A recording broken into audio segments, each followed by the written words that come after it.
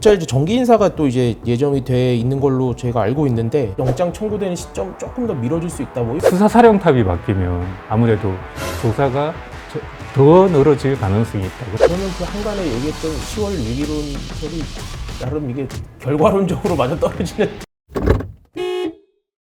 네, 국민의 오지랖을 대신 전해드리는 시간 청계천 오지랖 시작하도록 하겠습니다. 오늘은 정원수 부국장 나오셨습니다. 안녕하세요. 네, 오늘 청계천 오지랖 첫 번째 주제는 오늘 이제 출석을 뭐 한 해 만에 또 얘기가 나왔던 이재명 더불어민주당 대표 구속영장 시나리오입니다. 22일에 이제 진행됐던 그 쌍방울 대북 송금 관련 재판에서 김성태 쌍방울 전 회장이 그 대북 송금 과정에 이재명 대표가 개입이 되어 있다. 뭐 통화도 여러 차례 했다. 이렇게 이제 진술을 했습니다. 이걸 토대로 이제 검찰은 이재명 대표를 그 의혹과 관련해 이제 제3자 뇌물 혐의로 피의자로 입건을 한 상황인데요. 오늘 이제 다음 주에 소환을 통보했는데 뭐 이재명 대표 오늘 나가겠다 뭐 이렇게 얘기를 하면서 좀 왔다 갔다 한 것들이 있었습니다. 그래서 근데 뭐 이제 사실은 어제 이제 오늘 나가겠다 이렇게 얘기를 했다가 근데 실제로는 오늘 뭐 나갔나요? 제가 속보를 못 봐서 아직 안 나간 오늘 안 나간 걸로 된 거죠. 예, 제가 알고 있기로는 오늘 그 이재명 대표가 나오더라도 검찰 측에서 조사가 어렵다, 면담조차 어렵다라고 얘기를 하니까 네. 결국에 오늘 안 나간 걸로 알고 있습니다. 네. 예. 근데 이게 어제 사실은 뭐 소환 당연히 조사를 안 할 걸 알면서도 이재명 대표가 그럼 나 내일 바로 나가겠어 이렇게 얘기를 한 약간 그런 의도는 어떤 게 있을까요? 예, 아마 그 이재명 대표가 생각하는 최악의 시나리오가 하나 있을 겁니다. 그게 뭐냐면 그가 이재명 대표가 그 지난번 국회 교섭단체 연설 때 본인이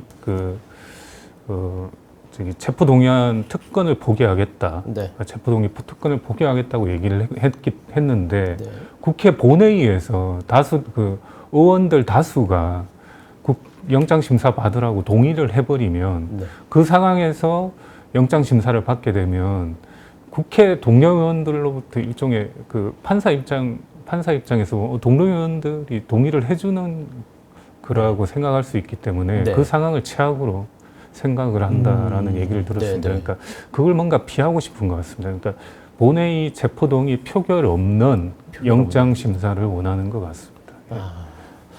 그러면 어쨌든 이제 지금 9월 초쯤 이제 그 체포동의안이 갈 가능성이 높은 상황인데 이게 만약에 이제 영장이 청구되면 이게 정당한 영장 청구냐 이게 사실은 이제 민주당이 정한 그 혁신위에서 정한 당론에서 정당한이라는 표현 때문에 이제 나오는 얘기인데 요 영장이 정당한 영장 청구냐라고 보냐 이렇게 한 질문을 했을 때 이재명 대표가 그게 말이 됩니까? 뭐 이런 식으로 대답을 했다고 하더라고요. 예. 이게 좀 영장이 청구될 가능성은 지금 뭐 높은 상황인데 이게 뭐 얼마나 높은 상황일까요? 영장 청구는 사실 뭐 기정사실이라고 보시면 될 것 같고요. 네네. 근데 영장을 지난번에 또 말씀드렸지만 백현동 사건하고 네. 이 쌍방울 대북 송금 사건하고 묶어서 네. 한꺼번에 동시에 영장을 청구하는 걸로 날짜를 지금 네. 잡아놨고요. 네네. 그럼 검찰 입장에서는 그럼 왜 30일 날 나오라고 하느냐? 네. 검찰 입장에서는 이재명 대표가 나올 수 있는 제일 빠른 시간이 30일이다라고 보고 있습니다. 왜냐하면 이화영 그 전 부지사 재판이 22일 날 있었지만 29일 날 또 하나가 더 있습니다. 29일 재판이 하나 더 있는데 22일까지 재판은 사실 대북 송금과 관련된 것이었고요. 29일 날 증거인멸 교사 재판이 하나 있습니다. 예전에 이제 검찰이 쌍방울 사건을 수사하려고 할 때 쌍방울 관련자들이 뭐 PC를 망치로 부수고 하드디스크를 다 그 통째로 갈아버리고 이런 적이 있었는데 그것과 관련해서 이화영 전 부지사 재판이 예정되어 있습니다. 근데 최근에 이제 검찰이 부쩍 그 사법방해 얘기를 많이 합니다. 그러니까 재판을 고의로 재연시키고 뭐 법정에서 부부싸움을 하면서 이제 변호사를 사임하라고 하고 결국은 그 변호사가 사임을 했지 않습니까? 그런 여러 가지 일을 이제 사법 방해라고 보고 있기 때문에 그 증거인멸 교사에서 뭔가 법정에서 현출하고 싶은 내용이 있는 것 같습니다. 그래서 그 내용까지 현출하고 그 다음에 이재명 대표를 불러서 조사를 해야 조사가 제대로 된다라는 인식을 하고 있기 때문에 검찰은 29일 이전은 안 된다. 그러니까 제일 빨라야 30일이다. 그럼 30일 조사하고 8월이 30일이 있고 31일이 있지 않습니까? 30일 조사를 하면 31일 새벽까지 조사를 할 거기 때문에 네네. 영장을 31일 청구해도 국회에 도착하면 어차피 9월이 되는군요. 9월이 넘어가게 됩니다. 네. 그래서 검찰은 비회기 중에 영장 청구는 어차피 불가능하다. 네. 정기국회 때 영장 청구가 될 거고 네. 그다음에 영장 청구가 정기국회 때 되면 정기국회는 100일 동안 회기가 계속되고 그 회기를 쪼갤 수가 없게 돼 있기 때문에 네. 본회의 표결은 당연하다라고 보는 게 맞을 것 같습니다. 그럼 이게 이제 29일에 재판을 하면 그 이화영 부지사가 사실은 그 이제 이재명에게 보고했다 이 얘기를 사실은 듣기 예. 위해서 예. 검찰이 계속 예. 이제 공판에서 얘기를 했는데 그럼 29일에는 약간 어떤 종류의 이야기를 좀 듣고 싶어 하는 건가요? 일단은 이화영 전 부지사의 검찰 진술 내용은 그렇습니다. 그러니까 대북 송금이 2019년 1월하고 5월 두 차례에 걸쳐서 있었습니다. 네. 1월에 500만 달러, 5월에 300만 달러. 네. 지금 검찰이 이재명 대표를 입건시킨 거는 2019년 5월에 300만 달러. 네. 이게 이재명 방북을 위한 뇌물이다. 뇌물을 이재명 대표한테 준 게 아니라 북측에 줬다라고 네, 네. 해서 제3자 뇌물인데요.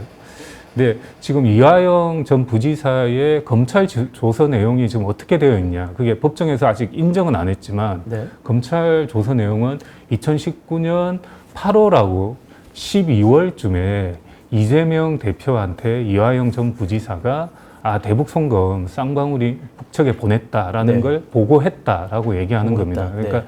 대북 송금이 이루어진 게 2019년 5월인데 네. 이재명 대표한테 보고한 거는 그 이후입니다. 사후 보고, 일종의 사후 보고 형태로 네. 검찰 진술이 되어 있기 때문에 네. 그러면 사전에는 알았냐 몰랐냐 네. 이런 부분이 아마 검찰이 조사를 해야 되는 내용이고 네. 네. 그 부분에 대해서 지금 이제 조금 이렇게 그걸 뭔가 좀 확정을 짓고 조사를 하려고 했는데 이제 이화영 전 부지사 재판이 파행이 되면서 네. 그게 지금 확정이 안 된 상황에서 조사를 해야 되는 거고 29일 재판은 그 진술에 대한 재판이 아니라 그렇습니다. 증거인멸 교사에 대한 네. 재판이기 때문에 네. 좀 다른 차원이다. 네. 그리고 내용을 검찰이 현출을 한다면 그 증거인멸 교사와 관련해서 네. 아마도 이 사급 방해가 이루어지는 이유가 제가 예측하건대 이재명 대표 관련 때문 아니겠느냐라는 얘기를 하지 않을까라고 뭔가 예상을 할 수 있습니다. 관련돼서 뭔가 일이 또 있었을 것이다. 예, 그렇습니다. 네. 알겠습니다. 이제 방금 또 정기국회 이후에나 이제 체포동의안이 국회로 갈 것 같다 이렇게 말씀을 주셨는데 이게 또 변수가 하나 있습니다. 이게 검찰 이제 정기 인사가 또 이제 예정이 돼 있는 걸로 제가 알고 있는데 이게 이제 영장 청구되는 시점 조금 더 미뤄질 수 있다. 뭐 이런 얘기도 좀 나오고 있더라고요. 네, 그렇습니다. 그러니까 지금 현재 영장 청구 시점과 관련한 변수가 크게 두 가지가 있는데요. 네. 일단 이재명 대표 변수가 하나 있고 이재명 대표가 어제 오늘 나오겠다라고 얘기하면서 그 대변인이 뭐라고 그랬냐면 다음 주에 도저히 시간을 낼 수 없다. 그렇죠. 뭐 그러니까 일정이 다음 있다. 주라는 게 네. 28일부터 9월 1일까지니까 28일부터 9월 1일까지 못 간다고 어제 얘기를 해버렸습니다. 네. 그러면 이재명 대표의 사정으로 다음 주 조사가 어렵습니다. 그러면 9월 초순에 조사가 가능해지는 거고요. 검찰 내부 변수가 하나 있는데 원래는 이번 주에 검찰 인사가 있는 걸로 돼 있습니다. 이번 주에. 네. 예. 그러면 쌍방울 수사를 지금 이끌고 있는 분이 수원지검장인데 네. 검사장 이상 인사가 날 경우에 수원지검장이 교체될 가능성이 있습니다. 네. 그러면 이번 주 인사가 조금 늦춰진다는 얘기가 있습니다. 네. 이번 주 후반이 아니라 다음 주 초로 초일 수도 있다. 초나 중순으로 늦춰진다는 얘기가 있기 때문에 네. 수사사령탑이 바뀌면 아무래도 내부적으로 이게 사실관계를 다시 좀 보고를 해야 되고 네네. 영장 청구도 다시 한번 검토를 네. 더 한번 해야 되는 시간이 있기 때문에 그러면 네. 더 미뤄질 수 있다. 결국은 이재명 대표의 개인 사정 그리고 검찰 내부 사정으로 조사가 더 늘어질 가능성이 있다. 그러면 검찰의 영장 청구는 9월 1일에 가까운 게 아니라 네. 9월 1일에서 점점 더 멀어지고 있는 거다라고. 중하순이 될 수도 있다. 이런 예, 거네요. 중순이나 하순쯤으로 갈 수 있다. 그러니까 9월 하순이 추석이지 않습니까? 네. 추석도 있네요. 예, 추석과 맞닿아서 영장 청구가 될 가능성이 상당히 높다라고 예상을 할 수 있겠습니다. 그러면 그 한간에 얘기했던 10월 위기론설이 나름 이게 결과론적으로 맞아 떨어지는. 그럴 수 있습니다. 그러니까 그게 뭐 정치권에서 뭔가 어떤 제기나 어떤 얘기들이 도는 게 전혀 근거 없이 도는 건 아니거든요. 네. 어떤 뭐 팩트에 어느 정도 기반을 해서 하는 거기 때문에 그런 사실관계는 분명히 있습니다. 네, 알겠습니다. 그 이화영 이제 전 부지사 이야기를 해주셨는데 요거 관련해서도 이제 그 22일 재판에서 이제 결국은 그 아내가 요구했던 변호사가 결국은 사임을 했습니다. 그래서 국선 변호사로 재판을 진행을 하고 있는데 요것도 어느 정도의 좀 변수가 될 수 있을까요? 예, 그렇습니다. 그러니까 왜냐하면 검찰 입장에서는 유하영 전 부지사가 법정 진술로 뭔가 사실관계를 확정을 지어 놓으면 네. 이재명 대표를 조사할 때 상대적으로는 좀 수월할 겁니다. 근데 지금 유하영 전 부지사가 검찰에서 뭔가를 진술을 했고 그걸 법정에서 인정하지 않을 가능성을 염두에 둔 상황에서 조사를 해야 되니까 아무래도 좀 어려울 수가 있기 때문에 네. 검찰에서는 그 부분을 처음에는 시나리오를 그렇게 짠 것 같은데 네. 지금은 그걸 어느 정도 포기한 것 같습니다. 네. 그러니까 이화영 변수를 무시하고 네. 기존에 있는 김성태 전 회장의 진술, 네. 그다음에 나머지 그 쌍방울 관련자, 그다음에 국정원의 직원이나 네. 국정원 자료 이런 걸 네. 바탕으로 이재명 대표 혐의를 추궁하려고 네. 계획을 수정한 걸로 알고 있습니다. 그러면 이화영 부지사 검찰에서는 사실 이미 이제 진술을 그렇게 했다는 거는 다 보도가 되어 있고, 예. 근데 만약에 이화영 지사가 다시 나와서 재판에서는 이제 그 진술을 뒤집으면 예. 이게 검찰 입장에서는 약간 곤란해지는 상황이 되는 거예요. 그럴 수 있죠. 근데 이 사안 자체가 전적으로 이화영 전 부지사의 진술에 의존하는 건 아니기 때문에 네네. 그때도 제가 한번 말씀드렸지만 다른 관련자의 진술과 자료들에 의하면 이 점선은 어느 정도 연결되어 있습니다. 네. 그 이화영 전 부지사는 바로 이재명 대표 바로 아래에서 보고를 받고 하는 사람이기 때문에 이화영 전 부지사가 진술을 해주면 뭔가 이 점선이 확실한 실선이 될 수 있는데 그런 부분은 좀 애매할 수 있다. 네, 그렇지만 여전히 재판 과정에서 재판장이 재판을 진행하면서 분명히 네. 교통정리를 하지 않을까라는 네. 생각이 듭니다. 예. 알겠습니다. 이화영 전 부지사 같은 경우는 지금 이제 구속된 지가 곧 1년이 거의 다 돼갑니다. 이게 예. 보면은 1년이 지나면 어쨌든 이제 만기가 되면 또 변수가 생기는 건데 요거에 약간 이재명 대표 수사 관련된 약간 변수가 될 수가 있을까요? 예, 이제 그 이화영 전 부지사가 기소가 된 게 그 작년도 10월 14일로 알고 있습니다. 네, 네. 그 원래 이제 형사소송법에 따라서 그 1심에서는 구속 기한이 최대 6개월입니다. 네. 6개월이고 2심하고 3심은 4개월씩입니다. 근데 연장돼서. 네. 그 안에 재판이 안 끝나면 일단 석방을 해야 됩니다. 근데 지난번에 이화영 전 부지사 같은 경우에는 그 한 혐의로 구속이 돼서 6개월을 했고요. 네. 그 구속 만기가 올 4월에 되니까 네. 다른 혐의로 추가로 영장을 발부받아서 6개월을 연장을 했습니다. 그래서 올 10월까지 연장을 한 상태고 네. 그게 만기가 되니까 10월 14일 이전에 아마 석방이 될 가능성이 상당히 큽니다. 근데 네. 검찰 입장에서는 이게 다른 혐의로 영장을 추가로 더 받아가지고 6개월 연장을 시도한다고 합니다. 근데 네. 1년 이상 그 1심에서 구속 기한을 1년 이상 하는 경우가 흔치는 않아서 저도 못 본 것 같습니다. 예, 네. 재판장이 그걸 인정할지 안 할지 그런 변수가 좀 있고요. 네, 네. 뭐 이해하기 쉽게 저희가 대장동 사건, 유동규나 남욱 이런 분들도 다 1년 만에 석방이 된 전례가 있습니다. 네. 그러면 이화영 전 부지사가 석방이 되면 어떡하느냐. 자, 네. 법정에서도 뭐 아내가 정신 차리라고 막 이렇게 소리 지르고 이러지 네. 않았습니까? 그러면 석방이 되면 그런 부분에서 불구속 변수가 너무 상태에서 재판을 받기 때문에 그게 검찰한테 유리할지 아니면 이 대표한테 유리할지 여러 가지 초대형 변수이기 때문에 네. 그 전에 어떻게든 검찰은 그러니까 아까 제가 말씀드린 대로 9월 하순이라는 변수 그 다음에 10월 14일 이전에 뭔가 사건을 마무리 뭐 영장을 치거나 기소를 하려고 하는 네. 그렇게 하는 이유가 이 이화영 전 부지사의 구속 만기 이것도 의식했다고 생각합니다. 정치권에서는 이제 뭐 이재명 대표의 뭐 옥중 대표설, 옥중 공천설 뭐 이런 것까지 나오는 상황인데 어떻게 보면 풍전등화 같은 상황입니다. 이게 저희가 어쨌든 코너명이 청계천 오지랖이다 보니까 예. 오지랖 넓게 오지랖 뭐 넓지는 않죠. 저희 하는 일이 원래 이건데요. 뭐 이재명 대표에게 혹시 오지랖 한 말씀 해주신다면. 예. 근데 영장 심사를 받게 되면 야당 대표라고 뭐 구속이 안 될 것이다. 아무도 예상할 수 없습니다. 그러니까 영장 심사를 일단 받게 되는 순간 영장 판사가 혼자 결정을 하거든요. 영장 네. 판사가 궁금한 점을 물어보고 거기에 대해서 그 질문에 제대로 답변 못하면 누구든 구속될 수 있습니다. 그래서 아무도 예측할 수 없기 때문에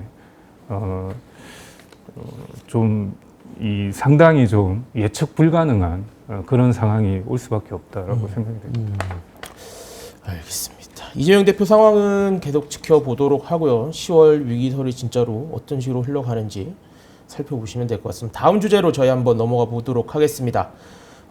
윤석열 대통령이 신임 대법원장 후보로 이균용 서울 고등법원 부장판사를 지명을 했습니다. 이게 보면 재판만 해온 정통 법관이다 뭐 이런 평이 있는데 좀 이유 얘기를 한번 좀 나눠보려고 해요. 이게 이균용 부장판사 어떤 분입니까? 예, 한마디로 얘기하면 김명수 대법원장하고 네. 정반대에 네. 있는 그 판사라고 보시면 될 것 같습니다. 네. 예. 사실 이렇게 그 배경만 놓고 보면 비슷합니다. 그러니까 김명수 대법원장도 부산에서 고등학교를 나왔고 서울법대를 나왔고 이균용 이번에 후보자도 똑같습니다. 네. 부산 서울법대. 네. 예.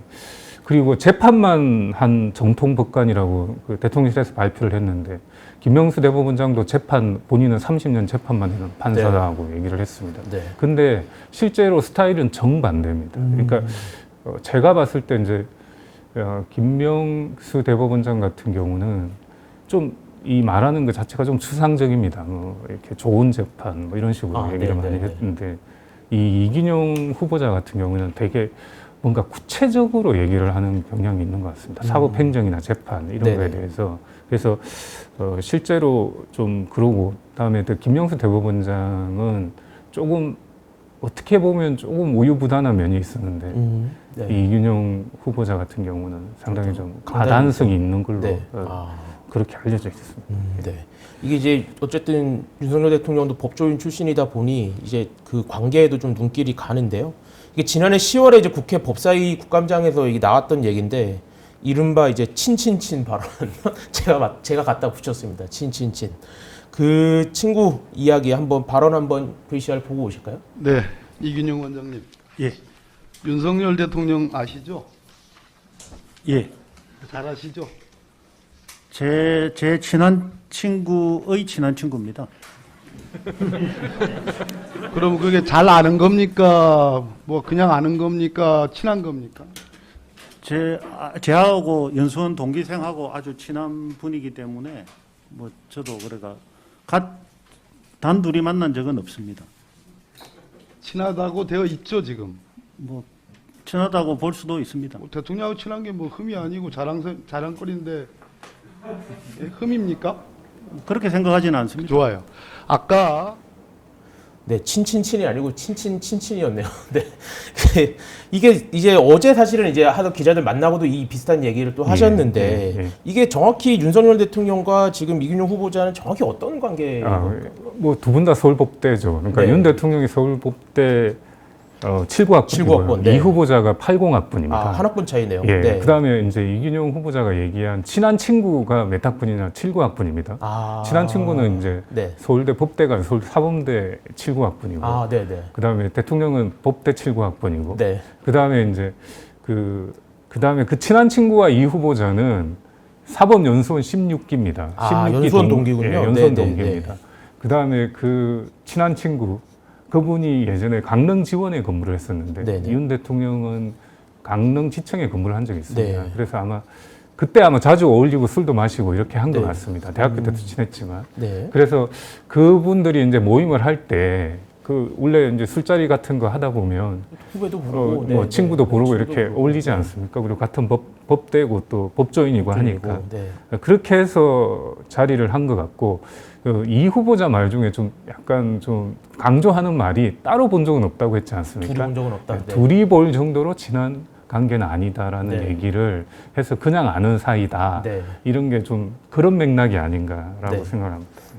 저희도 뭐 사회생활 해보면 이제 따로 둘이서만 볼 정도면 정말 친한 거고 사실 이렇게 누구 껴서 이렇게 세 명이서 보면 그냥 그냥 친해요, 밥 먹었어요, 뭐 이 정도 느낌인데 그 정도 느낌인 것 같고 그럼 이게 이제 기존에 언급되던 그 후보군들 중에서는 이게 이균용 후보자가 이게 쉽게 방금 말씀드린 대로 이른바 이 찐친은 아니다, 뭐 그렇게 보면 되겠네요. 예, 지금 제가 그러니까 윤석열 대통령이 취임하고 그 판사들 사이에서 이런 얘기가 있었습니다. 어떤 얘기냐면 윤 대통령하고 제일 친한 판사가 2명이 있다. 지금 아까 사회자께서 말씀하신 대통령하고 따로 볼 수 있는 두 명이서 볼 수 있는 정말 친한 네. 사람이 2명이 있다. 그 중에 한 명이 누구냐? 네. 윤 대통령의 대학 동기인 이종석 헌법재판소의 재판관입니다. 네. 이번에 이제 대법원장 후보 최종 후보에도 올랐던 네, 네, 네. 마지막까지 검토를 했던 분으로 알고 있는데 거기는 대학교 때부터 정말 친한 네. 대학교 친구입니다. 정말 친한 법조인입니다. 또 한 명은 누구냐?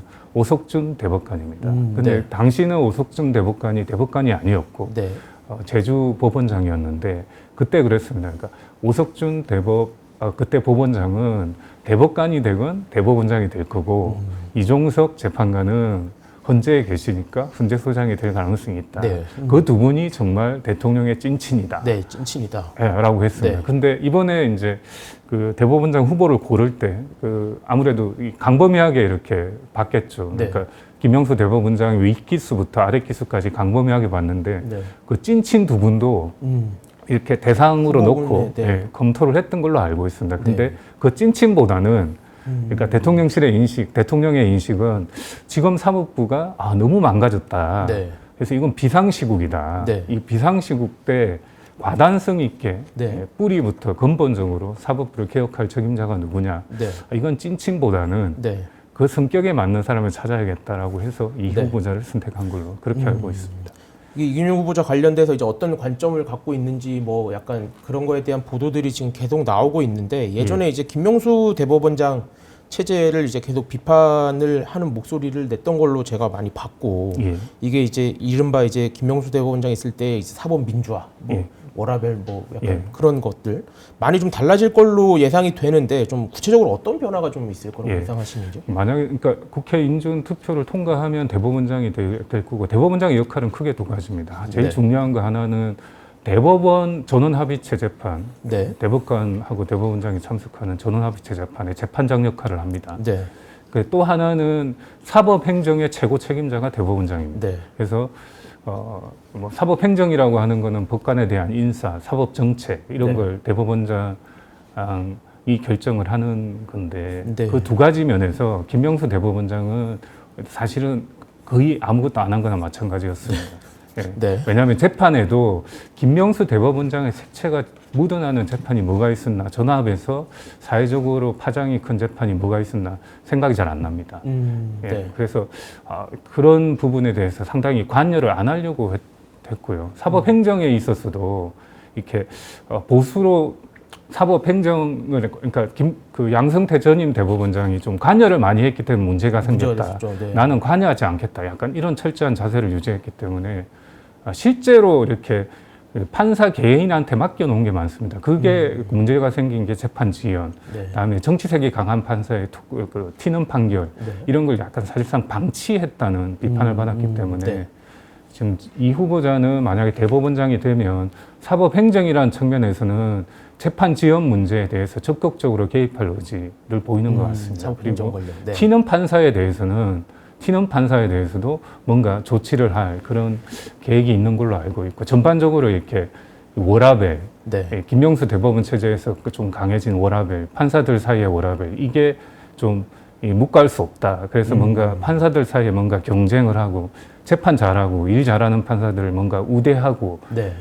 대우를 할 수 있는 그런 정책에 대한 고민을 하고 있는 걸로 네. 알고 있고요. 네. 또 한편에서는 전원합의체 재판장으로서 대법원장이 상당한 역할을 할 수 있다. 왜냐하면 그러니까 보통 판사들을 평가할 때 이 판사가 법리에 밝은 판사냐 아니냐라는 평가 기준이 있는데 그게 뭐냐면 대법원 재판연구관을 지냈냐 안 지냈냐 이런 겁니다. 네. 근데 이균용 부장은 보니까 이균용 후보자는 재판연구관 2번을 했습니다. 네. 2번을 하고 이제 나중에 뭐 선임 재판연구관, 수석 재판연구관 뭐 이런 식으로 또 하기도 하는데 네. 그거는 안 했습니다만 뭐 여러 가지 이유가 있었겠죠. 근데 재판연구관을 2번을 했다는 거는 법리에 어느 정도 좀 검증이 됐고 본인이 해외의 뭐 법리 이런 거에 대해서 상당히 좀 밝고 논문도 한 40편 정도 썼다고 네. 하니까 그런 부분에 있어서 실제로 재판장으로서의 역할 역할을 하면서 본인이 생각했던 어떤 판결 이런 걸 좀 이끌어낼 리더십은 있는 네. 분 아닌가 이렇게 예상을 하고 있습니다. 네. 저희 시간 관계에서 하나만 더 여쭤보면 이제 국회 인사청문회와 이제 동의안까지 이제 더 거쳐야 최종 임명이 될 텐데 야권의 동의가 필요한 상황이긴 한데 방금 말씀하신 대로 약간 김명수 대법관과 다른 약간 방향을 갈 거라고 하면 이게 뭐 순탄하지는 않을 것 같다 이런 생각도 좀 드는데 어떤 식으로 좀 전망을 하시는지. 예. 네. 그 지금 여당의 국민의힘이 한 110석 남짓 됩니다. 근데 국회 과반위의 동의가 필요하니까 40석을 얻어야 됩니다. 그러니까 네네. 민주당이나 뭐 다른 야당, 정의당 같은 데서 40표를 가져와야 되니까 중요한 거는 변수는 두 가지가 있다고 생각합니다. 후보자 본인이 국회의원들한테 어떻게 청문회 때 어필을 하느냐, 그게 좀 중요한 것 같고요. 또 네. 하나는 현재 여당이 어떻게 정치력을 발휘하느냐, 이 두 가지가 있다고 생각을 합니다. 네. 근데 제가 생각할 때 김명수 반대라고 해서 그럼 민주당이 무조건 반대할 수 있느냐.